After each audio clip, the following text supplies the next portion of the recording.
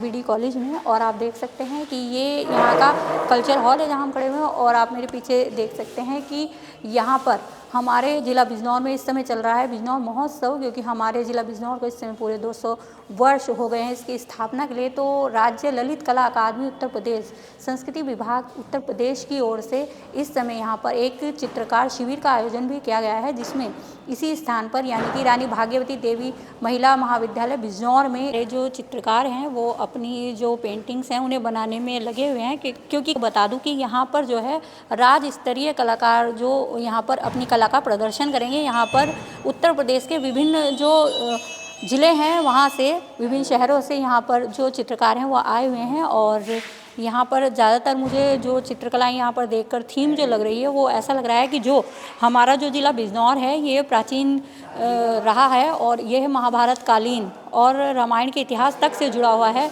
यहाँ तक कि जो भारत का नाम भारत पड़ा है, जो भरत हुए हैं तो उनका भी जन्मस्थली ये हमारा ज़िला बिजनौर है। तो इसी तरह की थीम को लेकर यहाँ पर जो पेंटर्स हैं वो अपनी पेंटिंग पूरी कर रहे हैं। आइए, कहाँ से आए हैं आप? मैं वाराणसी से। अच्छा, वाराणसी से आए हैं। तो आप इस समय जो ये पेंटिंग बना रहे हैं क्या थीम है इसका?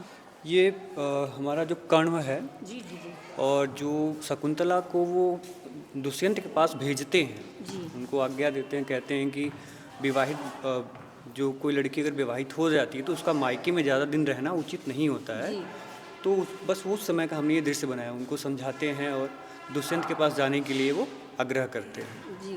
तो आप देख सकते हैं कि इस पेंटिंग में जो कलाकार है वहाँ पर यहाँ पर भावनाएं डाल दी गई हैं कि कर्ण ऋषि आश्रम में, मैं आपको बता दूं कि हमारे ज़िला बिजनौर में ही है, ये हमारा सौभाग्य है और यहाँ पर यही दृश्य इन्होंने यहाँ पर प्रदर्शित किया है कि नौका में बिठाकर जो ऋषि कर्ण है वो अपनी पुत्री शकुंतला जिसे उन्होंने गोद लिया था तो उसको विदाई करना चाह रहे हैं और राजा दुष्यंत के पास भेज रहे हैं। तो बहुत सारे कलाकार यहाँ पर पेंटिंग कर रहे हैं। आइए उनसे बातचीत करते हैं और मैं आपको बता दूं कि कल हम आपको ये प्रदर्शनी जरूर अपने चैनल पर दिखाएंगे। क्या नाम है भैया आपका? विकास विश्वकर्मा। अच्छा विकास जी, कहाँ से आए हैं आप? मैं लखनऊ से आया हूँ। अच्छा, लखनऊ से आए हैं जी। तो आपकी क्या थी? मुझे तो ये विदुर जब साग खाया था, क्या ये वाली थीम है क्या? जी जी, ये वही थीम है जब कृष्ण जी विदुर जी की कुटिया में आए थे, जब उन्होंने कौरवों की सेना को समझाने की कोशिश की थी और वो नहीं समझी थी, जिससे वो बहुत ही ज़्यादा दुखी हुए थे। तो वो विदुर जी से मिलने उनके कुटिया आए थे तथा वहाँ पे जो कौरव सेना में जो आदमी थे, उनकी पत्नियाँ जो रह रही थी, उन्होंने श्री कृष्ण जी के लिए बड़े ही भारी मन से साग बनाया था, बथुए का साग। तो ये बस उसी सीन के ऊपर बना रहे हैं हम। जी। तो ये यहाँ श्री कृष्ण जी हैं, ये विदुर जी हैं और वो स्त्रियाँ हैं जिन्होंने उनके लिए साग बनाया था। जी। कि मेवा दुर्योधन घर छोड़े और साग विदुर घर खाए, तो वही थीम पर यहाँ पर विकास जी यहाँ पर ये पेंटिंग बना रहे हैं। तो ये जो पेंटिंग्स रहेंगी आपको यहाँ का जो कल्चर है, जो हमारे ज़िला बिजनौर का इतिहास रहा है, वो सब आपको इन पेंटिंग्स में देखने के लिए मिलेगा। और मेरा नाम अमनदीप है। जी, कहाँ से आए आप? मैं लखनऊ से। अच्छा, लखनऊ से ही आए हैं। तो आप तो अभी तैयारी कर रहे हैं, तो क्या रहेगी आपकी थीम इस जो पेंटिंग आप बना रहे हैं? इसमें नाजियाबाद है। मैं बेसिकली ये बिजनौर को ही हाईलाइट करके दिखाया गया है। इसमें चीज़ें यहाँ की ऐतिहासिक इमारतें हैं जी दिखाया गया। बाकी कि हमारे ज़िला बिजनौर में बहुत सारी ऐतिहासिक इमारतें हैं और बहुत सारी ऐतिहासिक इमारतें आपने हमारे चैनल के माध्यम से भी देखी होंगी। तो वो सारी की सारी आपको एक ही पेंटिंग में यहाँ देखने के लिए मिलेगी और आपको पता चलेगा कि आप ज़िला बिजनौर में क्या क्या ऐतिहासिक इमारतें देख सकते हैं। क्या नाम है भैया आपका? सर्वेश पटेल। अच्छा सर्वेश जी, कहाँ से आए हैं आप? हम प्रयागराज से हैं। एक मिनट दोबारा बताना, कहाँ से आए हैं आप? मैं प्रयागराज से हूँ। अच्छा, प्रयागराज से आप आए हैं काफ़ी दूर से। तो सबसे पहले तो ये बताइए कैसा लग रहा है आपको ज़िला बिजनौर में आके? सबसे पहले तो हम लोग यहाँ पे पहली बार आए हुए हैं। जी जी जी। और आने के बाद यहाँ ऐसा लग रहा है ना कि जैसे कि पहले तो मन में ये था कि पता नहीं कैसा होगा कैसा नहीं होगा, लेकिन जब से देखे हैं बहुत खूबसूरत शहर हमें लगा ये। जी जी।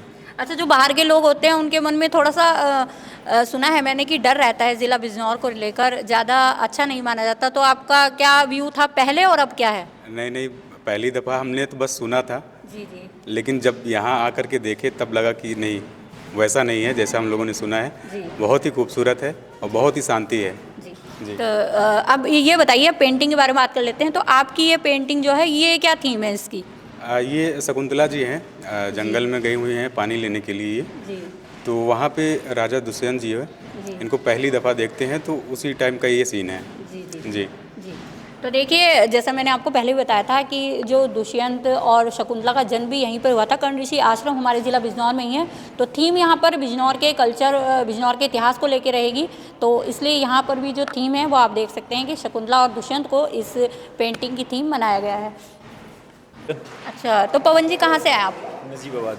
अच्छा, नजियाबाद से। तो आप अपने नजियाबाद का ही जो मुझे लग रहा है, ये देखने में लग रहा है कि जो सुल्तान डाकू का किला है वो है इसके थोड़ा थोड़ा, तो बताइए इसके बारे में। ये नजीबाबाद में जो सुल्ताना डाकू का किला है, इसको मैं आर्टिस्टिक तरह से बना रहा हूँ। जी, अच्छा, मतलब थोड़ा सा जो मतलब इसको आर्टिस्टिक रूप दे रहा जी, जी, हूँ जी, और यहाँ के कल्चर को भी रिप्रेजेंट कर रहा हूँ। रिप्रेजेंट कर रहे हैं। तो देखिए, अभी तक हमने जिन कलाकारों से बात की थी तो वो बाहर से थे, लेकिन पवन जी जो हैं अपने नजियाबाद से ही हैं।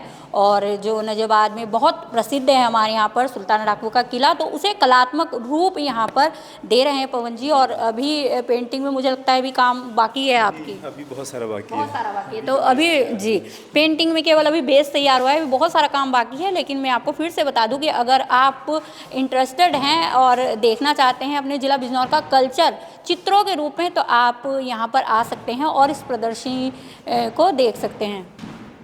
कि वो पुरुष कलाकार थे और अब एक महिला कलाकार हमारे साथ हैं, ये इनसे बात करते हैं। क्या नाम है मैम आपका? मेरा नाम है ऋचा शर्मा, डॉक्टर ऋचा शर्मा। जी, कहाँ से बिलोंग करते हैं? बिजनौर से ही हैं। अच्छा, बिजनौर से ही हैं। जी, तो ये जो आपकी ये जो इस समय यहाँ पर देखिए बहुत बड़ी जो प्रदर्शनी का आयोजन हो रहा है, तो कैसा लग रहा है आपको अपने ज़िला बिजनौर में महोत्सव मनाया जा रहा है?